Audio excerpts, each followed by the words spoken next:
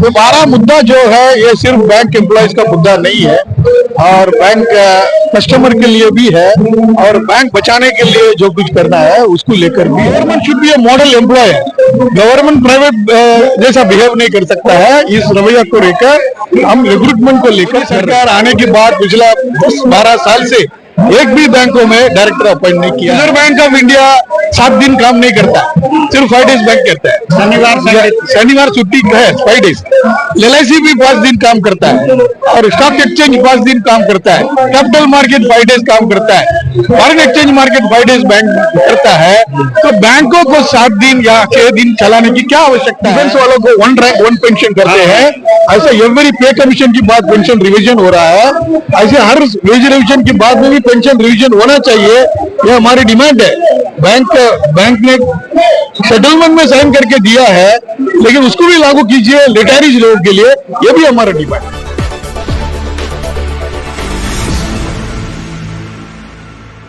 नमस्कार, नवजागरण लाइव में आपका स्वागत है। अभी हम जंतर मंतर पे हैं और यहाँ पे बैंकों का एक प्रोटेस्ट चल रहा है और तमाम मांगे हैं उनकी। हमारे साथ बहुत सारे बैंकिंग जो कर्मचारी है वो हैं, इनसे जानते हैं कि आज जो प्रोटेस्ट है क्या क्या मांगे हैं। देखिए, United forum of bank unions की झंडे के नीचे करीब 8 लाख बैंक कर्मचारी और ऑफिसर 12 डिमांड को लेकर हम इधर धरना दिए। हम थ्रू आउट द नेशन हमारी लोग जो है एजिटेशन प्रोग्राम में है। एजिटेशन प्रोग्राम में एक भाग ये भी है कि धरना यहाँ पर करना है। आज धरना हो रहा है। दोबारा मुद्दा जो है ये सिर्फ बैंक एम्प्लॉयज का मुद्दा नहीं है और बैंक कस्टमर के लिए भी है और बैंक बचाने के लिए जो कुछ करना है उसको लेकर भी है। आज बैंकों में शाखाओं में काम करने के लिए आदमी नहीं है। कस्टमर सर्विस बेहतरीन तरीके से दे नहीं सकते। कस्टमर्स अंदर आते हैं, काउंटर में सर्विस करने के लिए आदमी नहीं है। बैंक मैनेजमेंट रिक्रूटमेंट नहीं करता है। बैंक मैनेजमेंट यह कहता है कि गवर्नमेंट ऑफ इंडिया की डायरेक्शन है कि आप रिक्रूटमेंट मत कीजिए। गवर्नमेंट ऑफ इंडिया यह कहता है कि सारा चीज को हम आउटसोर्सिंग करने से बैंकों में रेगुलर एम्प्लॉयज की जरूरत नहीं है, ऐसा तरीके का ये रवैया कर रहे हैं। बैंक में काम करने के लिए आदमी नहीं है, कस्टमर को सर्विस नहीं मिलता है। इसके कारण कस्टमर बैंक के अंदर आकर आतंक तरीके से भी बिहेव करता है और कस्टमर से बैंक का अंदर आके कर्मचारियों के साथ मारपीट भी करता है। यह भी घटना आज घट रही है। इसलिए एक मुद्दा है कि बैंक में एडिक्वेट रिक्रूटमेंट होना चाहिए। रिक्रूटमेंट हर कैडर में होना चाहिए। अगर पब्लिक सेक्टर बैंक है, गवर्नमेंट की बैंक है, तो government should be a model employ है। गवर्नमेंट प्राइवेट जैसा बिहेव नहीं कर सकता है। इस रवैया को लेकर हम रिक्रूटमेंट को लेकर कर रहे हैं। दूसरी ये बात यह है कि बैंक में वर्कमैन और ऑफिसर्स डायरेक्टर की अपॉइंटमेंट होना चाहिए। 1972 की नेशनलाइजेशन एक्ट के हिसाब से वर्कमैन एम्प्लॉय डायरेक्टर और ऑफिसर्स डायरेक्टर अपॉइंट नहीं हो रहा है और जबकि ये बैंक की बोर्ड जो है फ्रैक्चर्ड बोर्ड है। मतलब ये कानूनी तरीके से ये बोर्ड को पावर नहीं है जो डिसीजन ले सकता है। ऐसा तरीके की सिचुएशन में आज बोर्ड फंक्शनिंग कर रहा है। तो इसलिए हमारी मांग है कि वर्कमैन डायरेक्टर और ऑफिसर डायरेक्टर को अपॉइंट कीजिए। मोदी सरकार आने के बाद पिछला 10-12 साल से एक भी बैंकों में डायरेक्टर अपॉइंट नहीं किया है। इसलिए इस मुद्दे को लेकर भी हमारे आज धरना है। और एक मुद्दा है कि 5 डेज बैंकिंग को लेकर रिजर्व बैंक ऑफ इंडिया 7 दिन काम नहीं करता, सिर्फ 5 डेज बैंक करता है। शनिवार छुट्टी है 5 डेज। LIC भी 5 दिन काम करता है और स्टॉक एक्सचेंज 5 दिन काम करता है। कैपिटल मार्केट 5 डेज काम करता है। Foreign exchange market 5 days bank करता है। तो बैंकों को 7 दिन या 6 दिन चलाने की क्या आवश्यकता है, इस बात को लेकर भी हम बात कर रहे हैं। आज आप गवर्नमेंट कहता है कि हम डिजिटलाइज्ड चैनल के द्वारा सर्विस दे रहे हैं, फिर बैंकों को शाखा को खोलकर रखकर सर्विस देने की क्या मकसद है, ये बात को लेकर भी हम डिमांड कर रहे हैं। IBA ने ऑलरेडी रिकमेंड कर लिया है कि 5 डेज बैंकिंग होना चाहिए और उन्होंने अपनी बात को लेकर विस्तार रूप से जस्टिफिकेशन भी दिया है और जस्टिफिकेशन के आधार पर निर्मला सीतारमण पिछले 1 साल से डिसीजन ले रही है 5 डेज बैंकिंग को लेकर। इसको भी लेकर हम मांग रहे हैं। और एक डिमांड है ओल्ड पेंशन स्कीम को रिस्टोर करवा दीजिए और आउटसोर्सिंग मत कीजिए, बैंकों में अच्छी तरीके का सुविधा दीजिए, कस्टमर की इंटरेस्ट वगैरह को बढ़ाइए, सेविंग इंटरेस्ट को बढ़ाइए और कम कर्ज कम इंटरेस्ट में लोगों को मिलना चाहिए। इस बात को लेकर के आज धरना है। तो धरना के द्वारा हम गवर्नमेंट को एक मैसेज दे रहे हैं, चेतावनी दे रहे हैं, अगर गवर्नमेंट सही तरीके से डिसीजन नहीं लेगा, आने वाला 24 और 25 मार्च को 2 दिन बैंक बंद रहेगा। वो 2 दिन बैंक बंद रहने के टाइम 4 दिन बैंक बंद होगा और उसका जो परिणाम होगा वो गवर्नमेंट को भुगतना पड़ेगा।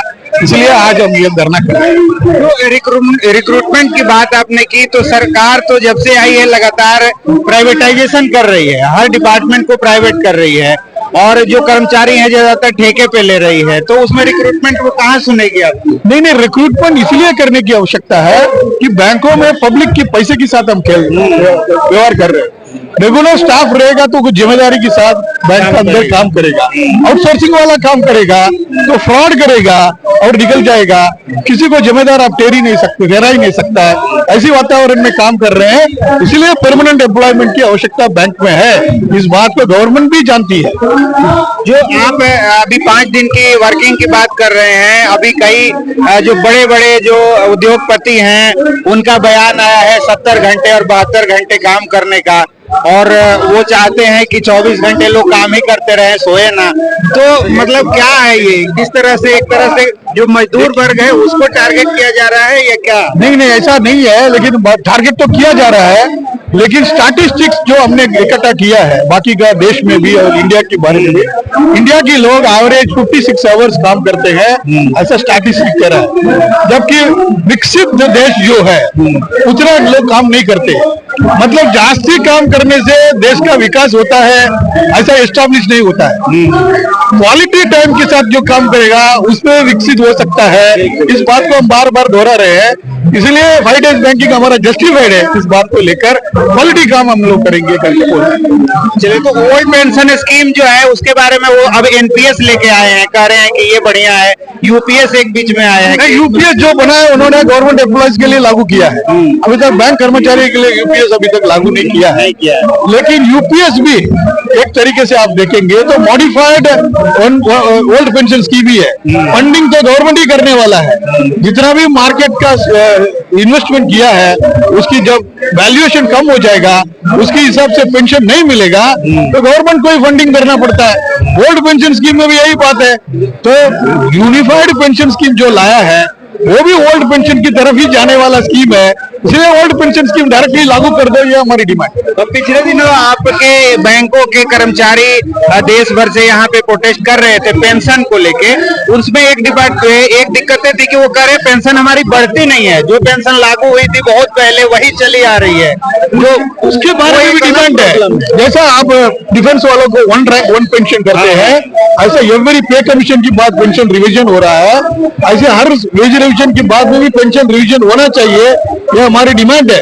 बैंक ने सेटलमेंट में साइन करके दिया है, लेकिन उसको भी लागू कीजिए रिटायरीज लोगों के लिए, ये भी हमारा डिमांड। जो वाइस प्रेसिडेंट हैं ऑल इंडिया जो बैंकिंग फेडरेशन है उनके, बैंक एम्प्लॉइज एसोसिएशन है उनके, और इन लोगों का जो मांग है वो 5 डे वर्किंग के साथ साथ जो रिक्रूटमेंट है और तमाम मांगे हैं उनको लेके ये सरकार से मांग कर रहे हैं, अपनी आज प्रोटेस्ट कर रहे हैं। और इनका एक ये भी है कि अगर हमारी मांगों पर विचार नहीं किया जाता है तो 24 और 25 मार्च को देश भर में बैंक स्ट्राइक होंगे और बैंक 2 दिन बंद रहेंगे। तो जब 2 दिन बैंक बंद रहेंगे तो उसका असर 4 दिन तक होगा, 6 दिन तक होगा, और उसकी कहीं ना कहीं खामियाजा जो आम जो ग्राहक है, कस्टमर है, उन्हीं को भुगतना पड़ेगा। सरकार को इस पर विचार करना चाहिए और काफी ये जो बैंकिंग सेक्टर है वो हर आदमी की जरूरत है, तो ये इस पर तो सबसे पहले विचार होना चाहिए। और बाकी हम भी चाहेंगे कि सरकार इस पर विचार करे। देखते हैं क्या अपडेट होता है, जो भी अपडेट होगा हम बताते रहेंगे। बने रहिए नवजात। Thank you very much.